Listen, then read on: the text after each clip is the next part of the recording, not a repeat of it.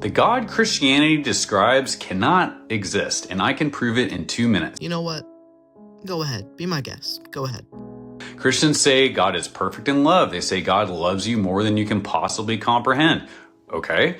Christians also teach this same God will send you to an eternal torture chamber called hell with zero hope of redemption if you don't figure out the correct belief system before you die. Those two things cannot both be true. That is a logical impossibility. There is no definition of love in any language on earth that would include torturing someone forever. I think you're coming to a very quick and illogical conclusion yourself. You see, you're trying to say that because God is all loving and merciful, it's contradictory of him to send people to eternal hell. But so many early Christians and theologians disagree with you here, like it's crazy. Like the theology is much more explanatory and complex than how you're explaining it here.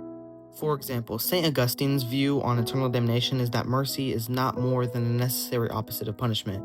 For him, these poles must be balanced, and mercy is not merely balance, but is required punishment for its definition. He argued that God's justice requires eternal conscious torment, and that the human soul's inherent immortality makes everlasting suffering both possible and very defensible. Think about the absurdity of this idea. Christianity teaches you are an eternal soul temporarily housed in a mortal body. So your soul exists for trillions upon trillions of years without end, but your body lasts less than 100 years, and somehow this tiny window of mortality is your one and only chance to figure out that the blood atonement theology found in the letters of a man named Paul, who never even met Jesus but merely claimed to have personal revelations from Jesus, is the one and only correct belief system out of countless thousands that have existed throughout human history.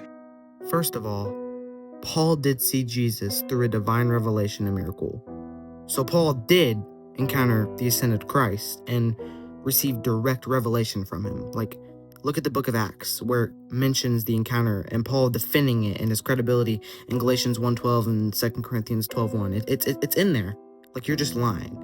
Second of all, just because there are a bunch of other religions, like, that does not disprove the credibility or truth to any of them, especially Christianity. Like, say I was convicted of a crime and I went up to the stand to, like, defend myself, and my defense was, well, how do you know out of the thousands of different people that live in this town I committed this crime? That's statistically impossible, because they gathered as much evidence as they could, testimony from several different eyewitnesses from, like, the scene of the crime and different people in the city to come to a logical conclusion. So that's how we get to what religion is truthful. And if you do that, which you should when you're coming to a conclusion on what religion is true, then you get Christianity. And third of all, you're making the objection that it is unjust for a temporal finite sin to be punished with an eternal consequence. But Augustine, directly addresses this as well, directly. He argued that sin is an offense against the supreme infinite majesty of God and therefore merits an infinite penalty. He maintained that eternal torment is just because God provided a way of escape through Christ's grace. By knowingly rejecting this grace, the sinner chooses eternal judgment on themselves, free will, and that because of the sin of Adam, the original sin, all of humanity is born to a state of inherited guilt, inherently deserving of condemnation. Augustine believed that God's salvation is a matter of pure grace, the elect, as it's called, and thus damnation is always a just penalty for sin, whereas salvation is pure mercy. Sorry that I'm quoting Augustine a lot, but these arguments have been debated for 2,000 plus years, guys. This isn't just Augustine's, this is not just Augustine's word. This is the Catholic Church's teachings, bro. This is maintained, all right? So just you're not understanding the theology. You're just not researching enough here. How does that make any sense? What good purpose of God could eternal conscious torment possibly serve? There is no redemption in it. There is no correction. There is no lesson learned. It's just punishment for punishment's sake, forever, with no end and no hope.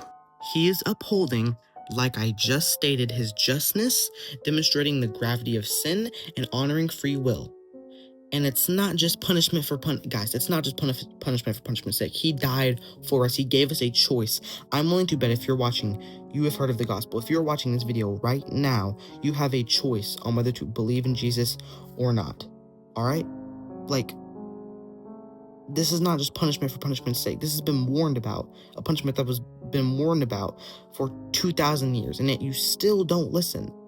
Like, God must have a balance of mercy and justice, or else that completely contradicts the God that we worship. He must have a balance of that. The hope was with Jesus, and rejecting that eternal hope, rejecting that eternal grace, leads to eternal damnation, which I have explained the morality of.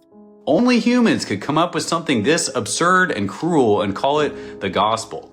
So let me say what should be obvious. The God described by Christianity does not exist. He can't. The theology collapses under its own contradictions. And if you are worshiping the God described by Christianity, you are worshiping an idol, a man-made image of God that bears no resemblance to the infinite, all-loving creator of the universe. The real God, the one Jesus actually pointed us to, is so much better than this. If you're ready to discover who God really is as Jesus taught, join our free community by visiting realgoodnews.org. I'll see you in there. I see now. So you're claiming that it is man-made, yet you are promoting your own fake version of Jesus that you made. Hypocrisy at its finest. Like, literally hypocrisy at its finest. You really need to lock in, dude. Paul was a direct disciple of Christ through the apostles and revelation from him. Like, you call that man-made, bro. Like, the Catholic Church holds apostolic succession that goes all the way back to Peter, who was an apostle of Christ, who was given the keys to heaven. Your theology is the one that crumbles, bro. Like, you're contradicting what Jesus said, what the Christian God is. Like, you're contradicting everything, bro. Like, God bless you. Submit to Rome. Please turn back to the real Christ, bro. This is ridiculous.